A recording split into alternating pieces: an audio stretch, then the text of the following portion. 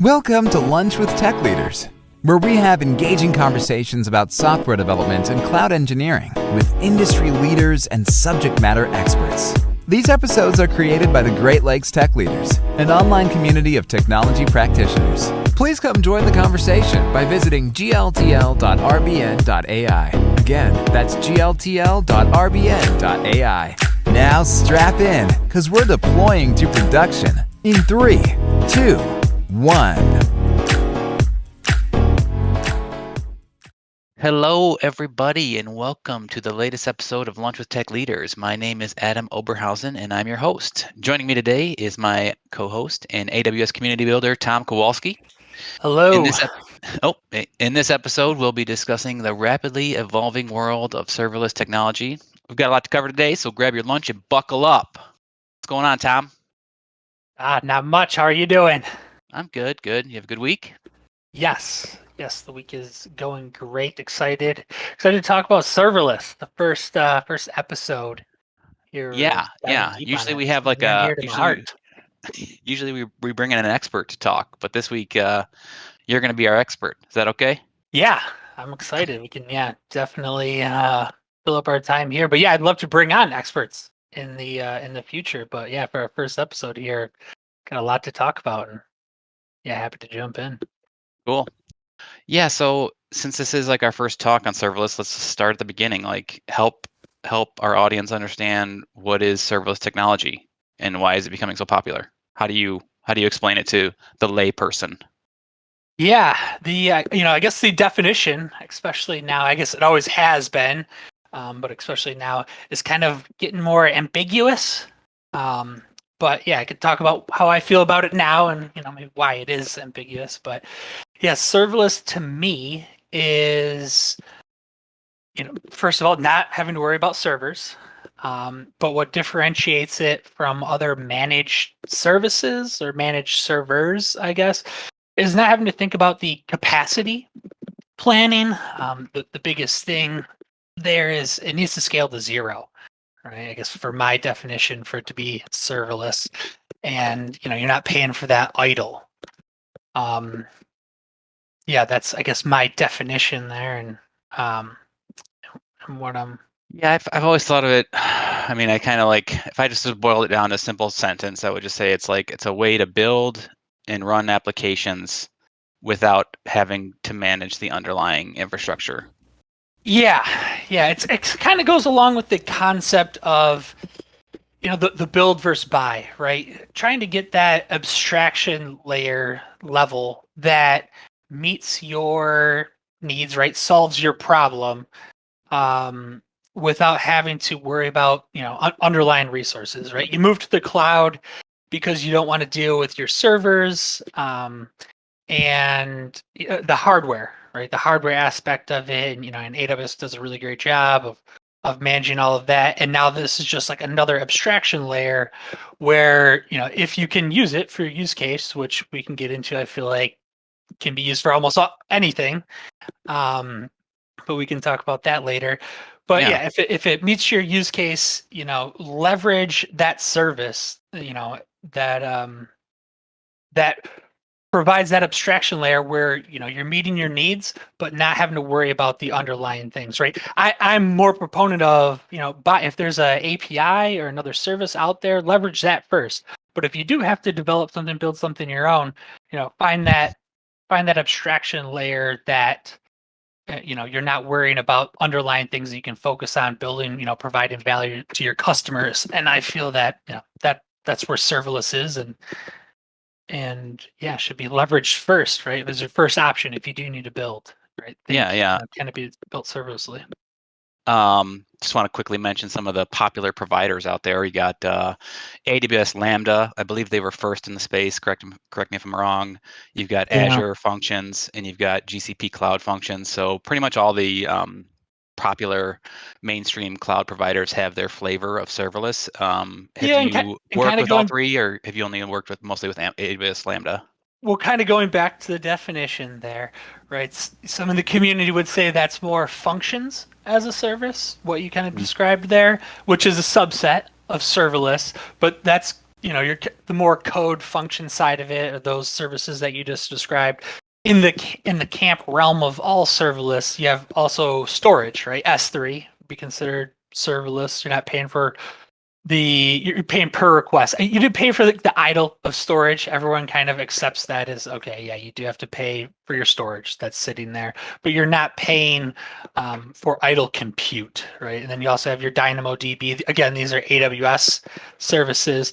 But yeah, back to your question. I've mostly used AWS's services. I've played around with the other ones, but yeah, they're all great, right? And no matter what technology stack provider you're using, it makes sense to look at those serverless first, those functions as a service first, to see if they meet your use case. Yeah.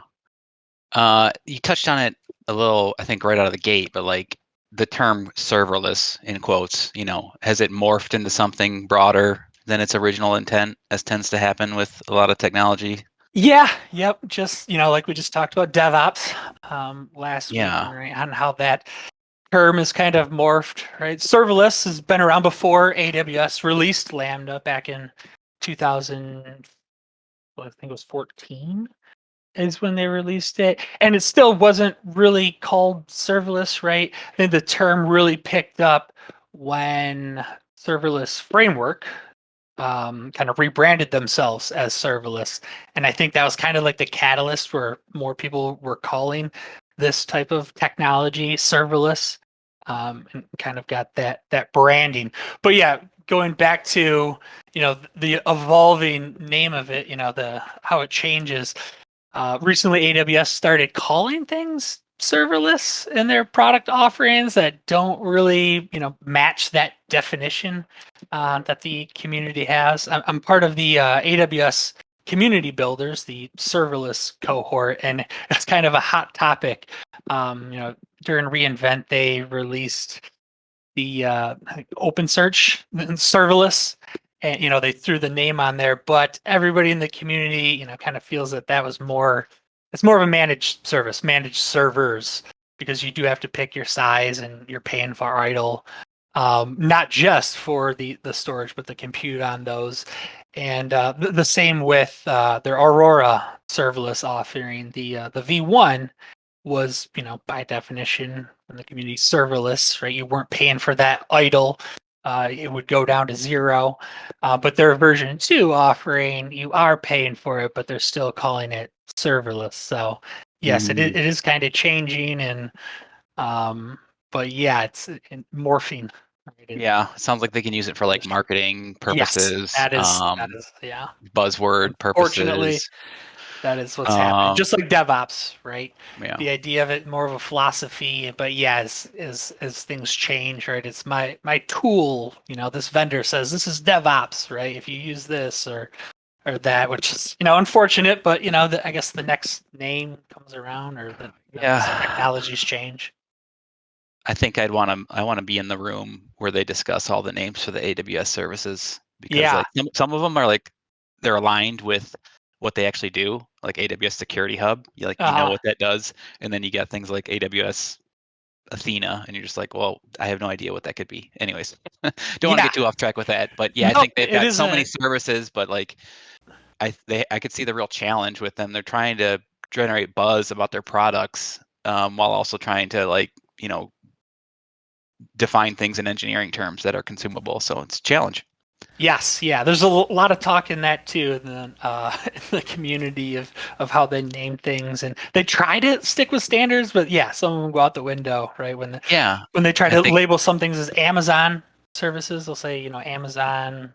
I, they're different ones. I can't think of them right off the top of my head, but then some of them are AWS, right? And it's like they try to say like it's Amazon if you can use it standalone, but you put AWS prefix if it's something that you use with other AWS services. But even that is like, well, not really for a lot of their offerings. So yeah, it is a challenge.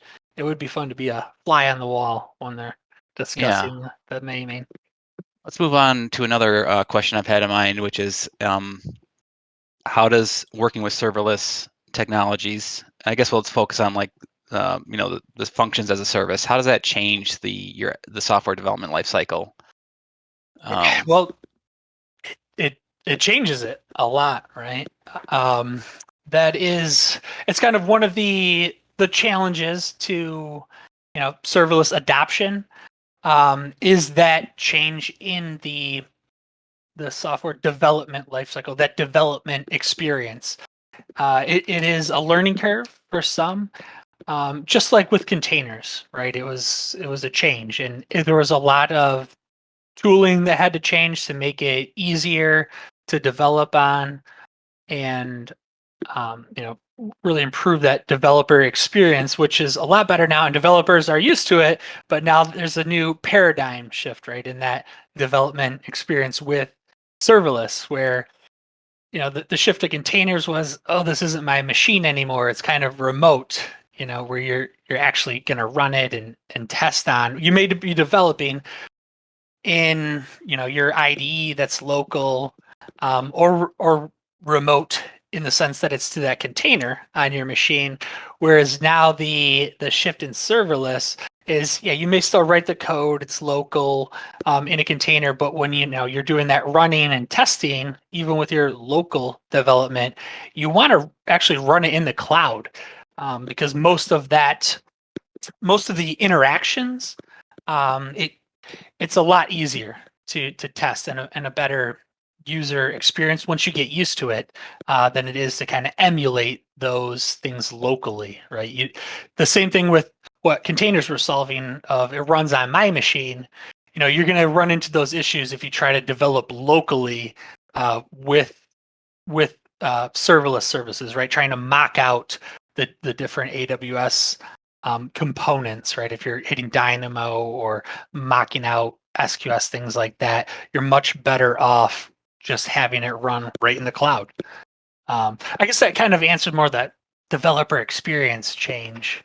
Yeah, and we'll go into that a little later in the show, Yeah. when I want to talk about how do I get started with working in serverless and stuff. But that's it's a good segue into some of our next topics. But yeah, that's really interesting. I think one of the things that you kind of circled around with that is the speed, right? I mean, you should be able to develop faster once you get a team that buys into using serverless.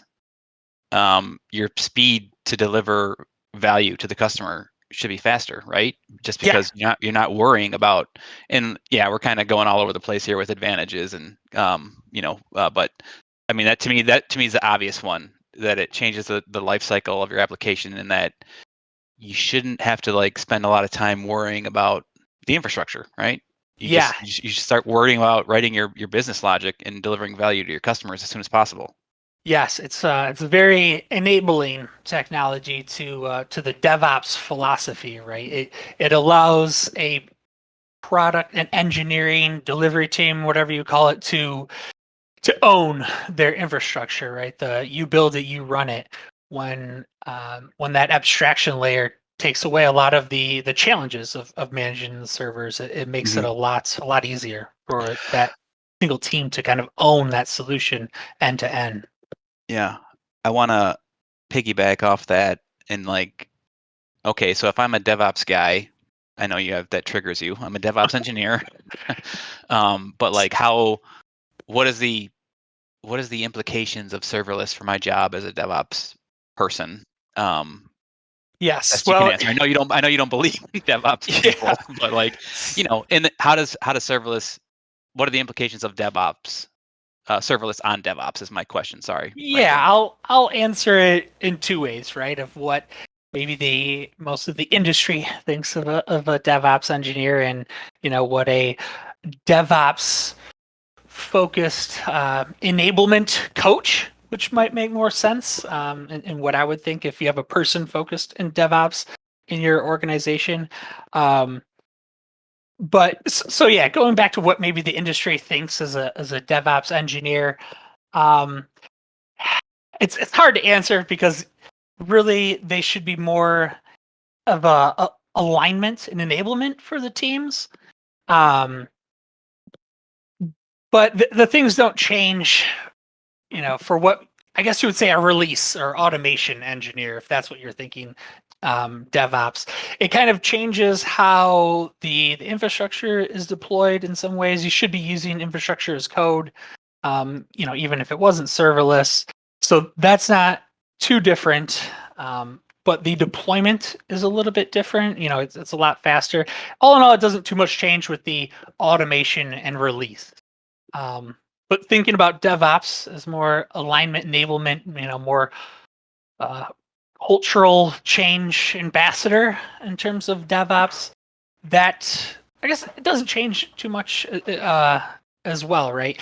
When I think of implementing DevOps, it's having that contract between your teams, right? That higher collaboration, right, and communication, and this just makes it easier. There's a lot less of that communication, that contract that has to happen.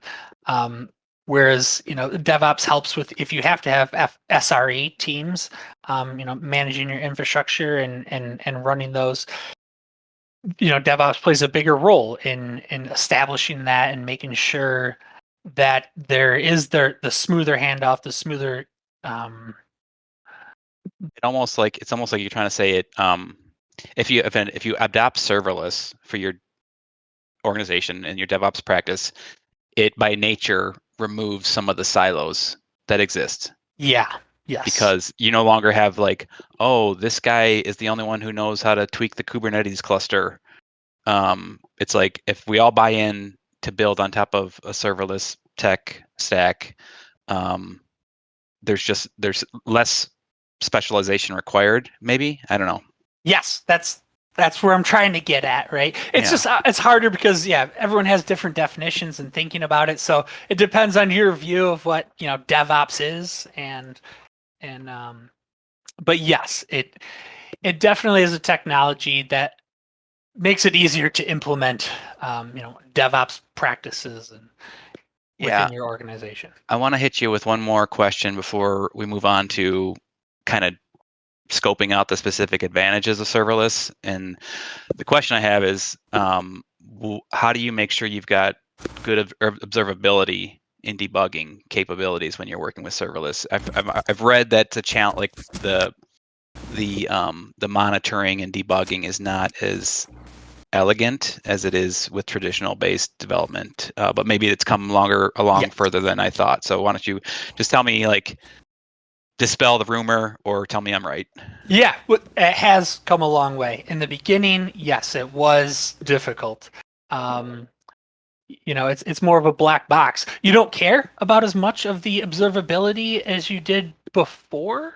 When you were looking at the servers, right, and the CPUs running high and memory usage, it's just different, right? But the tools have come a long way, and the services like AWS has made it easier to have that observability and to kind of see a little bit more under the hood, making it easier for the tools and vendors to implement better observability. But in the beginning, there was a lack of tools. You couldn't use the same ones that you were using to monitor your more traditional architectures or servers your or servers or your containers. You just have an agent running, right? So these are you can't imagine there's not like an agent running on your Lambda on your function as a service, right? So no, that's the thing. You cannot put an agent on there. So it was really it was a game changer, right? And the observability vendors had to make some changes, right? Is there any observability or application performance monitoring tools that you really like for serverless? They've all gotten a lot better. In the beginning, right, I had ones that I was following very closely, and as they were making changes. But a lot of the big ones have caught up. Just to not name names or pick out certain ones, but the bigger, more traditional vendors have finally kind of gotten there. But even the niche players, when it first came out, that jumped in, that saw there was a space in the market that was missing for better observability.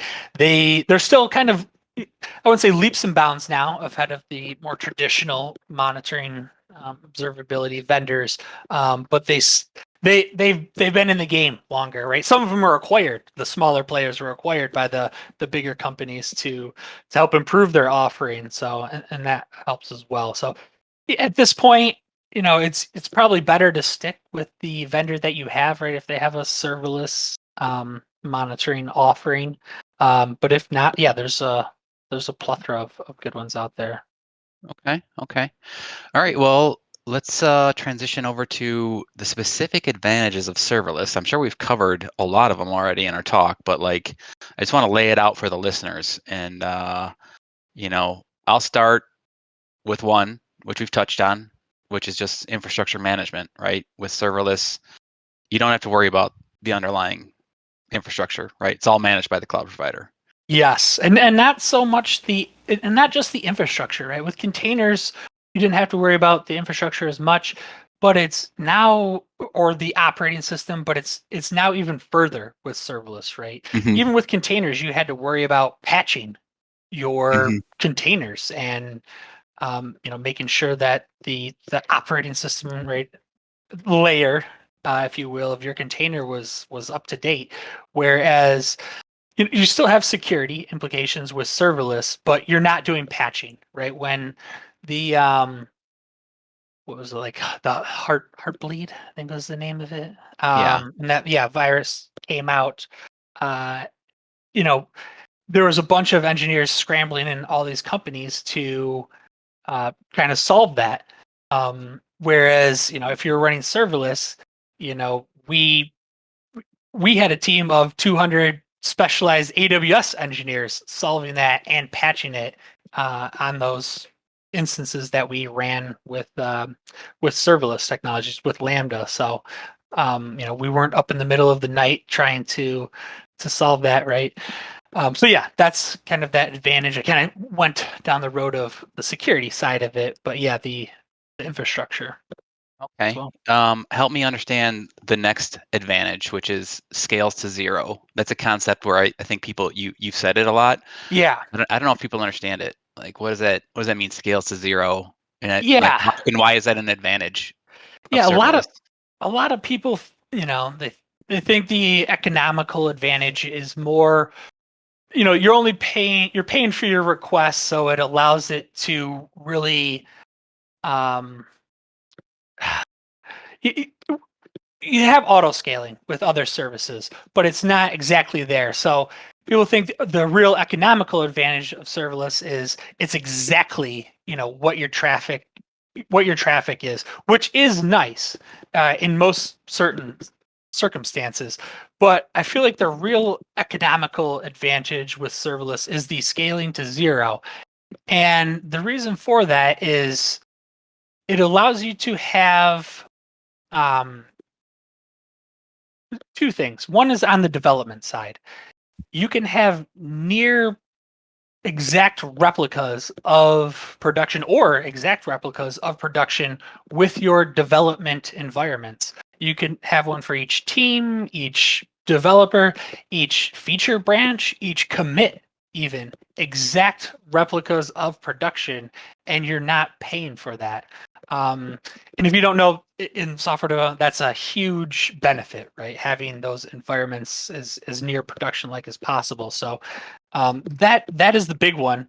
And then also in production, the scaling to zero, it allows you to have services that are very focused, right? And containing that workload to all the infrastructure to a niche service that may not be used that often.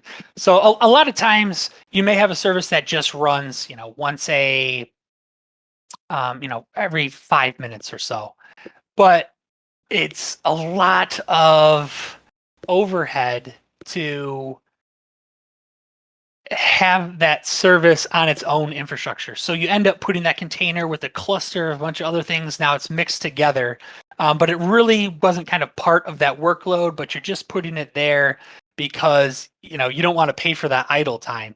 This allows you to have that stronger decoupling of those workloads, and I can put this over here, and yeah, it only runs every 5 minutes, and I'm not worrying about the 4.5 minutes that it's not running, but it allows me to decouple the infrastructure and have it completely standalone, versus having to mash it up with other services that. Yeah. Yeah. It sounds like you're kind of hinting at it is truly a microservice, a low cost microservice, right? Because if you're not invoking that function, you're not going to be paying for it. And you're allowed to, you can have it just sitting there decoupled. You don't need to like bundle it up on some other cluster or server. It's just there on its own and just gets spun up when it's called.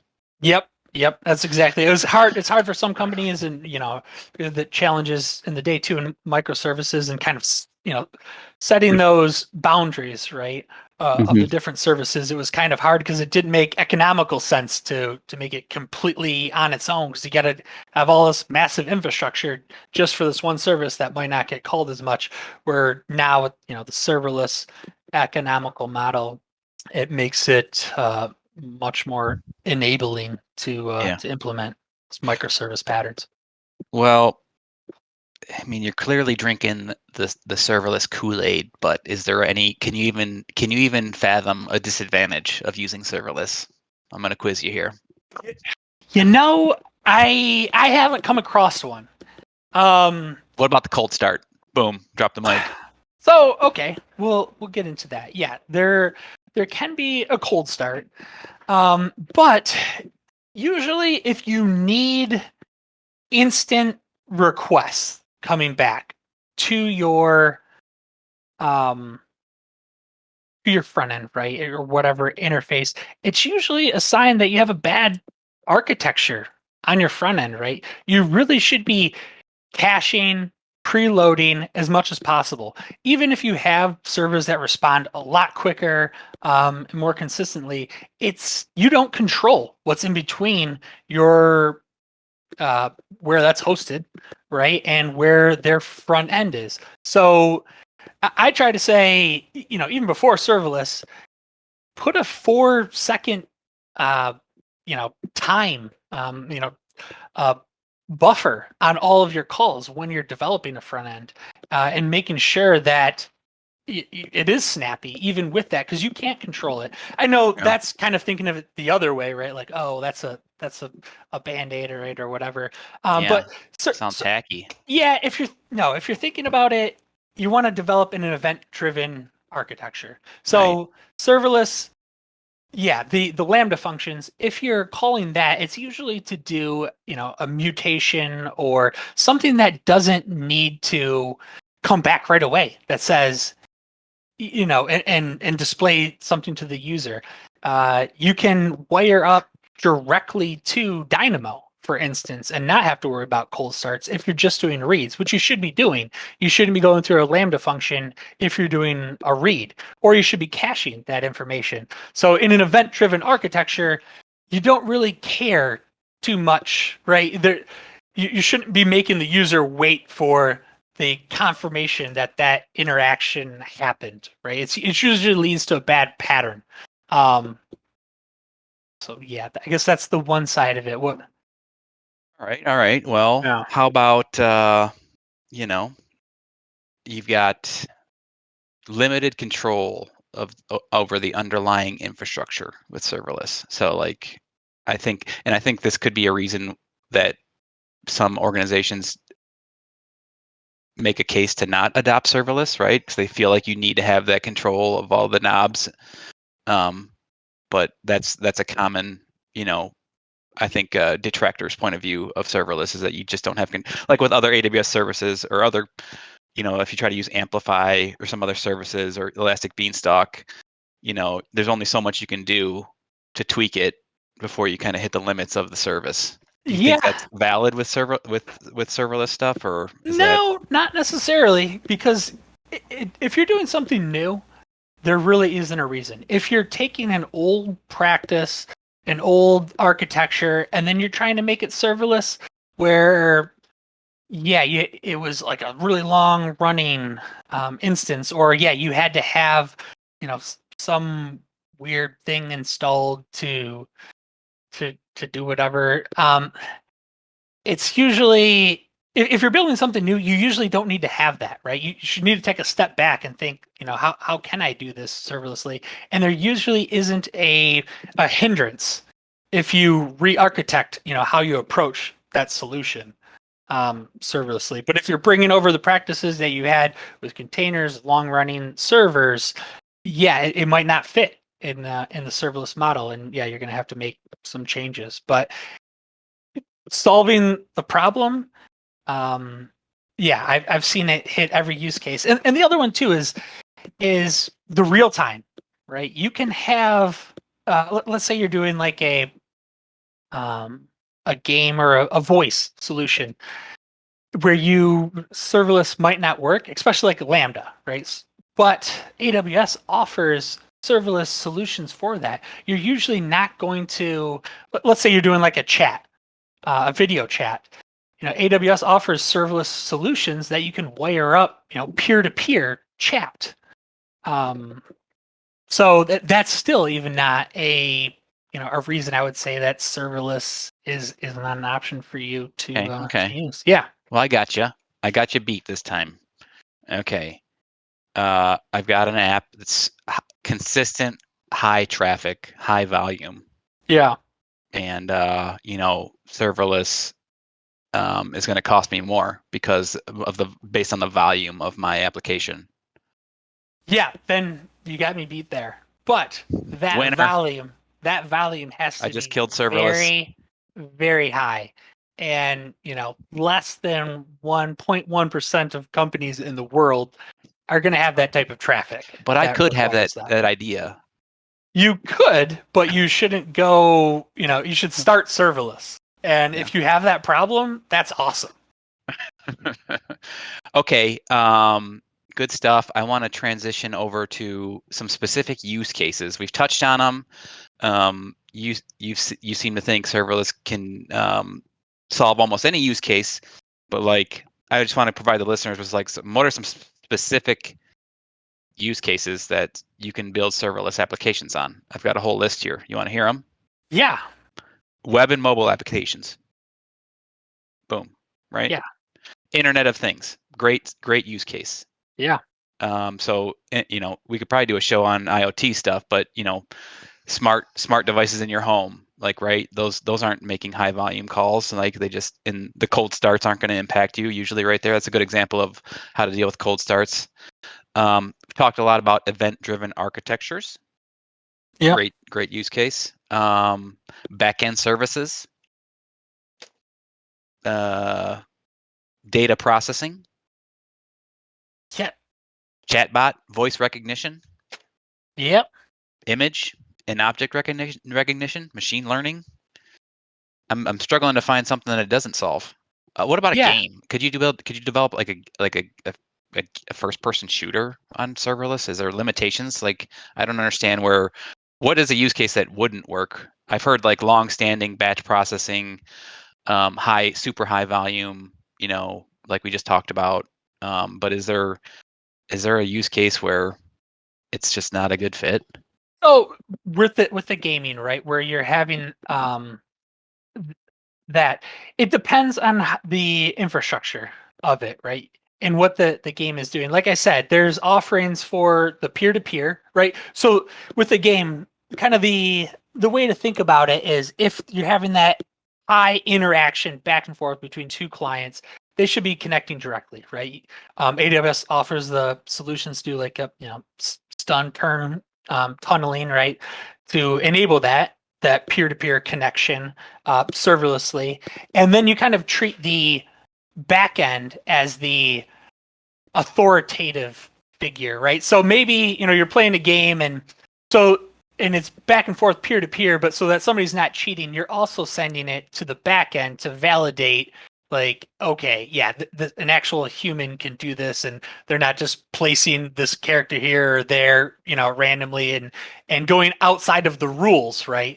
You're still using that backend to validate it.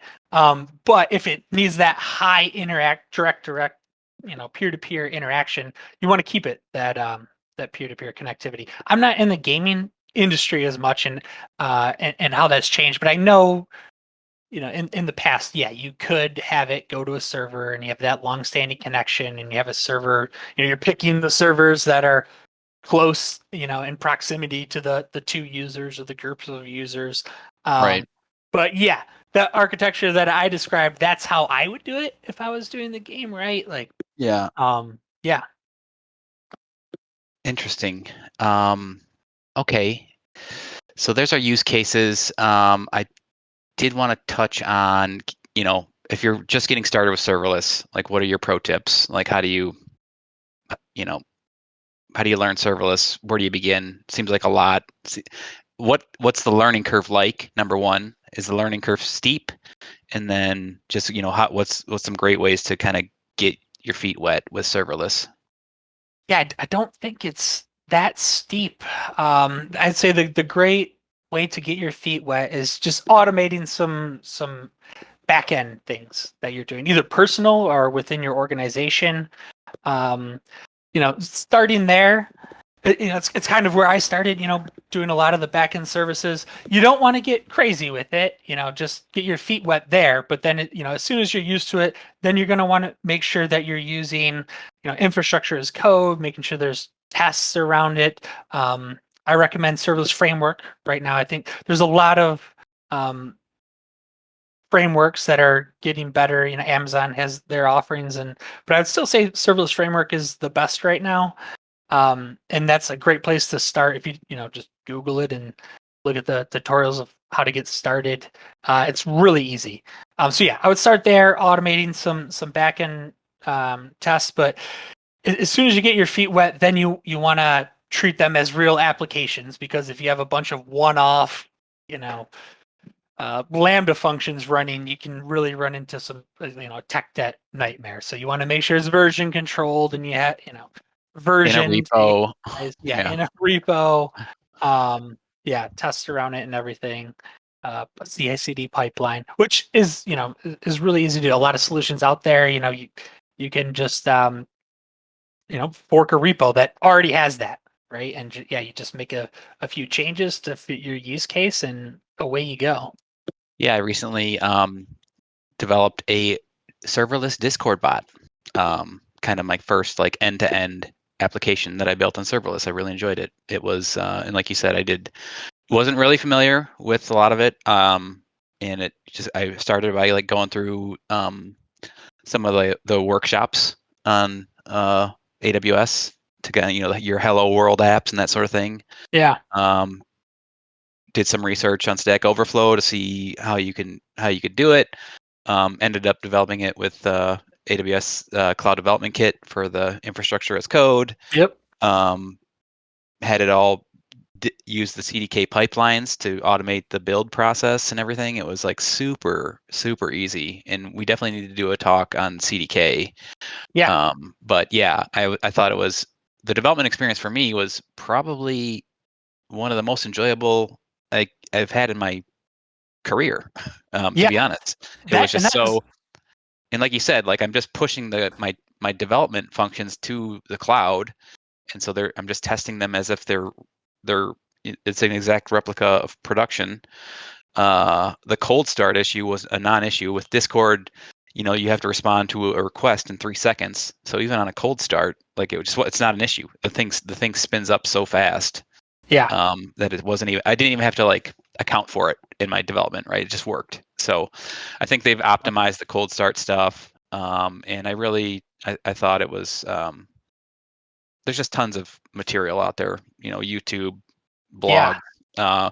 I really like That medium.com had some great tutorials. And that leads us into like, who are the thought leaders, and like, who are the people that, if you want to really understand and learn more about what's going on in the serverless space, serverless community, who do you follow, and what are Yeah. they doing? So that going back to the bot though, I recommend that's a great place for a lot of people to start. If you're using Slack, Discord, whatever, there's some type of automation that you can do in there, right? Make your own little bot to kind of help you out. So yeah, that is a great place to start if anybody wants to get their feet wet. But yeah, back to the industry leaders who to follow. get your tips. So if you're starting off, it's good to get your feet wet. You can kind of do it on your own and learn. But once you want to get start doing real applications in production, my tip recommendation is to go through the courses that Yang Cui, Yan and last name Cui, he does great work. He's the best in the business. That's in Want to the follow? biz. Yeah, follow him on Twitter and get all your pro tips and serverless. That's who I consider myself an expert in the space. But yeah, I always look to his stuff on how I can be improving and solving the different challenges that I have taken. Does he offer like courses or something like that? Yep, he offers courses. I've taken most of them. He's actually doing one now on testing in serverless and event driven architectures, which even if you're doing it the way that I said and running it in the cloud, your actual tests, there's still a lot of challenges, especially around just event-driven architectures in general, right? There may be timeouts and backoffs and queues and things like that, and those are difficult to test for, and not very many people have experience. And yeah, so this is a great course that he's putting together. You can start it now. He hasn't finished it, so you can start the course while he's going through it. I highly recommend it. This course. Awesome. Yeah. Yeah. To get ready for the show, I did research a couple other people in the space. You got Tim Wagner, general manager of AWS Lambda. He's been with AWS since the start of Lambda and a big advocate. Posts a lot of interesting stuff on social media. He's got his own company now. He's not so much in the serverless AWS big vendor space. It's like a serverless offering, right? That kind of involves the blockchain and is kind of more enterprisey focused. It's a really cool intersection that he's doing. But yeah, that's a great one to follow. Jeremy Daly, yes, serverless cloud native architect. He wrote the book, author of Serverless Design Patterns and Best Practices, which I am to understand is a good book for people who like to have reference material. Yeah, I would say he's the next one to follow right after Jan. Both of them have great podcasts that you can listen to. And Jeremy, he was working at Serverless Framework, and they just spun off a new offering that it runs on top of AWS, but it's kind of like a layer above it that makes it just even easier to run and deploy your serverless applications. We talked about, you can get a fork a repo and get going deploying to AWS, but the solutions and their architecture, the way that they're doing it is even faster. It's kind of mind blowing how fast you can get a production ready application spun up and going. So it's called Amped. Check it out. Amped with the TAMPT is the name. So yeah, very exciting stuff that he's doing. All right. Well, this has been a good talk, Tom. Gotta say. Yeah, I'm excited. I could talk about it all day. Quick recap. Serverless technology offers several benefits over traditional server-based architecture. Serverless technology is well suited for a variety of use cases that we touched on, and it has many benefits: scaling, the pricing model, the speed of development, the flexibility. I think we touched on most of it. So, yeah, any highlights or takeaways you want the audience to be aware of before we sign off here, Tom? Just I recommend jumping in if you haven't tried it. If you're skeptic, make a bot, make a Discord Slack bot, and I feel like it'll change your perspective and open up a lot of opportunities. Awesome. Well, I want to thank our listeners for tuning in to today's episode of Lunch with Tech Leaders. I hope you found the conversation enjoyable. We'd love to have you join our conversation next week, where we're going to be continuing our series on product management and talking about how to set good goals and make data-driven decisions. We're going to have our featured expert guests join us again and more interactive conversations. So please tune in. And if you have any questions or feedback, feel free to join us on the Discord server, the Great Lakes Tech Leaders. And lunch is over. So let's get back to work. All right.